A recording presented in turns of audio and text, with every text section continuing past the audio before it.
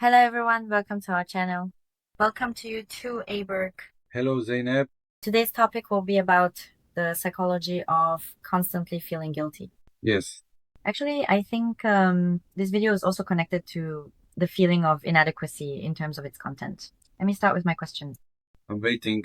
Why do some people automatically feel guilty even in situations that have nothing to do with them? For example, even when someone trips over a chair and falls, we might apologize. Even if it has nothing to do with us. Yes, Yes. they tripped and fell on their own, but I'm the owner of that chair, so I say, I'm sorry, please excuse me. There are situations where we feel guilty, like thinking it shouldn't have been there. What is the reason for this? Now, of course, we're going back to childhood again. Yes? Look, people often compare the brain and the stomach about which one is smarter. And the answer is always the stomach. Because the stomach knows what is harmful to itself.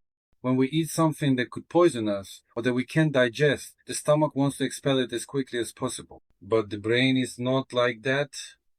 The brain is an organ programmed solely for adaptation.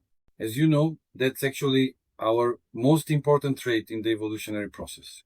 From the hunter-gatherer communities to the present day, the most important trait that has ensured the survival of our species is our ability to adapt.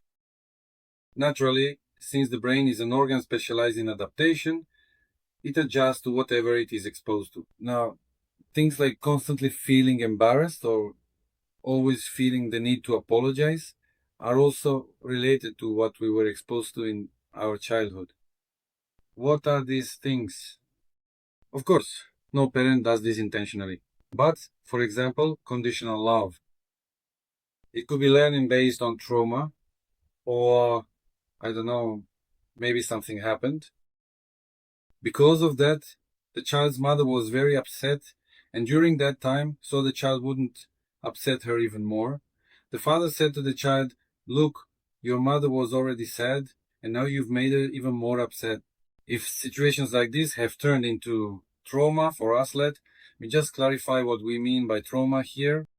If the events we've experienced are shaping our behavioral choices, that means those events have already turned into trauma.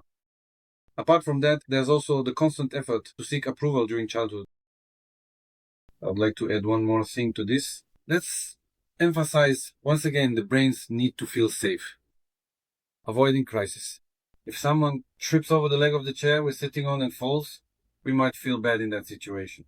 We might go and help them, show concern for them. We can be compassionate toward them. But why does the need to apologize arise? To avoid crisis. Yes.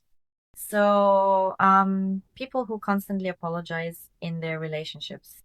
Yes. Now, just think how bad it is not to be able to argue in relationships.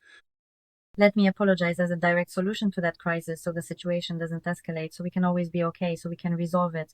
And the crisis probably already feels like a threat to them. Yes, it feels like a threat they can't handle. Yes. First of all, let me say this. When it comes to relationships, no matter what kind, whether it's friendship, work, or marriage, don't avoid crises or arguments. Crises always contain opportunities within them, and they can help improve your relationship. At the same time, if you learn to manage the process properly, it will also help you develop your psychological resilience. But if you constantly avoid crises, whether by apologizing or in other ways, then your psychological resilience will gradually weaken and you won't be able to resolve your traumas either. Look, don't forget this. If something negatively affects our quality of life to a significant degree, that is an illness. So people who constantly apologize also have trouble setting boundaries. Of course, What kind of guilt does saying no create? generally they struggle with it because they think they're hurting the other person, and as a result, they're likely to feel guilty. They're likely to feel bad about themselves. Look, you've touched on a very good point here. I observe this. They are the quickest to make concessions at their own expense. For example, let's say I don't want to meet up with you that day. I don't have to make up an excuse. I can just say I don't want to, because that's my own wish. But in that moment, I still feel the need to cling to some excuse just to say no. Let's just call it lying directly. Yes? Yes. So making concessions at your own expense is a common trait among people who are always apologizing. Now, Maybe the way I'm putting this might have hurt your feelings a bit, but please try to face yourself. Why do you feel like you have to lie? I don't want to go out. I don't want to meet up. I don't want to help you. That doesn't mean I don't like you. Not everything is about us. Yes. So, what is the difference between unhealthy and healthy guilt? And how can we distinguish between the two? First of all, I want people to look at this. Is there really a mistake we've made here?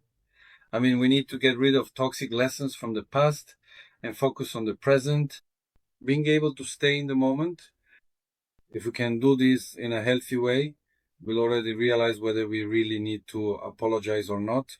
But here's something else that happens. The brain doesn't really hold back from doing what it's used to. So it still wants those words to come out of your mouth. You know, that I'm sorry thing. You need to show a bit of willpower there. But you know what? I mean, in the end, too much humility leads to uh, taking advice from fools. People can easily hurt you, they can upset you, they can easily make you feel guilty. When people approach you as if you're the one at fault, you start to agree with that idea. And in the long run, this makes us feel misunderstood. But on the other hand, there's also this, for example, I always tell my clients who are in similar situations, why don't you introduce yourself to people? How well do you think the people around you really know you?